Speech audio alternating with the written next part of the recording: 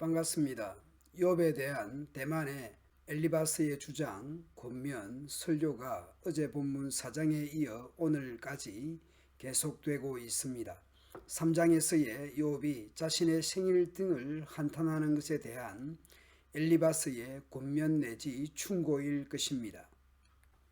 너는 한번 부르짖어 보아라. 너에게 응답할 자가 있겠느냐? 네가 천사들 중 누구에게 부르짖겠느냐? 욥이 부르짖어도 응답할 하나님의 종 천사가 없다라는 것입니다. 응답할 수 없다는 것은 분명합니다.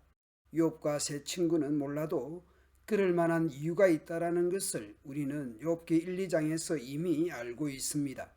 천상의 어전회의에서 고발자 사탄에게 욥이 맡겨진 상태이니 천사들이 욥의 상황을 안다 해도 기도를 들어도 어떻게 손을 쓸 수 없는 것이죠.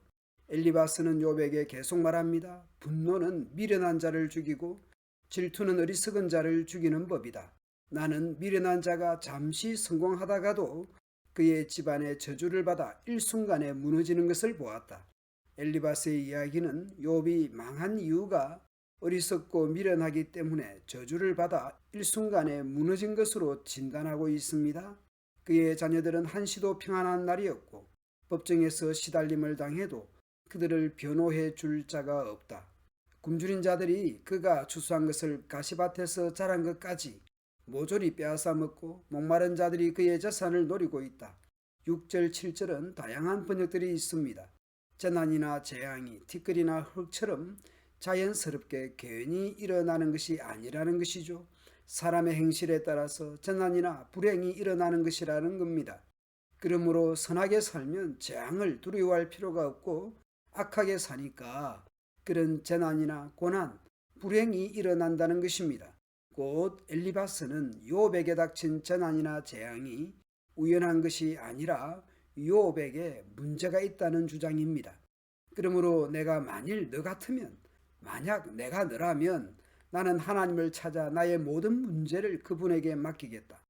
하나님은 우리가 이해할 수 없는 놀라운 일을 행하시고 기적도 수없이 행하시며 땅에 비를 내리시고 밭에 물을 보내신다.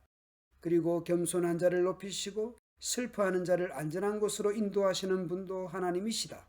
하나님은 교활한 자들의 계획을 뒤엎고 그들이 성공하지 못하게 하시며 약삭빠른 자를 자기 꾀에 빠지게 하셔서 그들이 아무것도 이루지 못하게 하신다.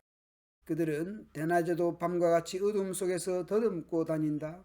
엘리바스가 볼 때 욥은 어두움을 더듬고 다니는 어리석은 사람으로 규정하는 셈입니다. 그러므로 하나님을 찾아 의지하라라는 것입니다. 왜냐하면 하나님은 가난한 자를 칼날과 같은 그들의 입과 강한 자의 손에서 구출하시기 때문입니다. 결국 가난한 자들에게는 희망이 있고 악한 자들은 벙어리가 되고 만다. 오늘 본문 17절은 마치 시편 1편 1절이나 산상수훈의 팔복에서처럼 복되도다 복 있는 사람 아슈레이로 시작을 합니다. 하나님이 잘못을 고쳐주는 자는 행복한 사람이다. 복 있는 사람은 하나님이 잘못을 고쳐주는 사람이다. 그러므로 너는 전능하신 분의 징계를 없이 여기지 말아라. 하나님은 아픔도 주시지만 그 상처를 싸매시고 치료해 주시는 분이기 때문이다. 어떤 불행과 재난에서도 너를 구해 주실 것이며 아무 해도 너에게 미치지 못하게 하실 것이다. 하나님은 흉년이 닥쳐도 너를 죽지 않게 하실 것이며 전쟁의 칼날에서도 너를 구출하실 것이다. 너는 비방을 받아도 피할 길이 있을 것이며 멸망이 와도 두려워할 필요가 없을 것이다. 그러므로 너는 멸망과 흉년을 비웃게 될 것이며 들짐승을 두려워하지 않을 것이다. 이것은 네가 일구는 밭에 돌이 없고 들짐승이 너를 해치지 않을 것이기 때문이다. 너는 집을 비워두어도 걱정할 것이 없을 것이며 집안을 살펴보아도 도둑 맞은 것이 없을 것이다. 너는 또 내 자녀들이 많아질 것과 네 후손이 땅에 풀처럼 번성할 것을 알게 될 것이다. 때가 되면 곡식단을 거두드리는 것처럼 너도 수명이 다하면 무덤으로 들어갈 것이다. 나는 오랜 연구 끝에 이 모든 것이 사실임을 알게 되었다. 내 충고를 귀담아 두면 너에게 유익이 될 것이다. 엘리바스의 충고, 설교는 오랜 연구와 준비가 있었으며 욥을 향한 진심일 수도 있겠다 싶습니다. 하지만 정작 욥은 엘리바스의 말에 어떻게 반응할지 내일 본문에서 살펴볼 수 있을 것입니다.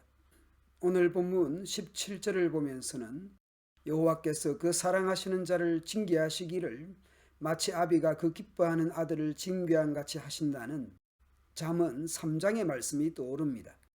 그리고 오늘 본문 5장 18절에서 하나님은 아프게 하시다가 싸매시며 상하게 하시다가 그의 손으로 고치시나니라는 말씀에서는 우리가 여호와께로 돌아가자 여호와께서 우리를 찢으셨으나 도로 낫게 하실 것이요 우리를 치셨으나 싸매어 주실 것임이니라는 호세아 말씀이 떠오릅니다. 이렇듯 엘리바스의 이야기는 일부 성경에 근거하고 있는 셈입니다.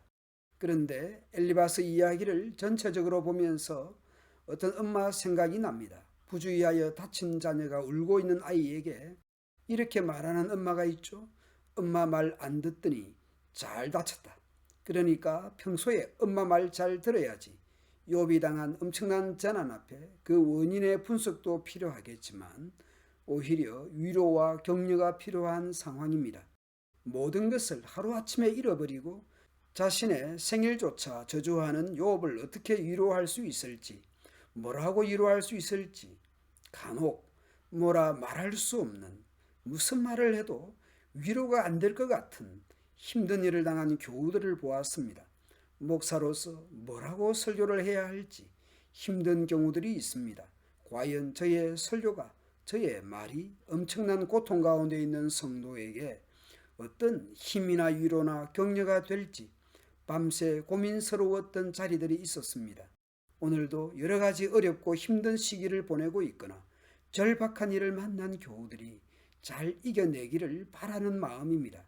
그저 기도할 수밖에 없을 것 같습니다. 감사합니다.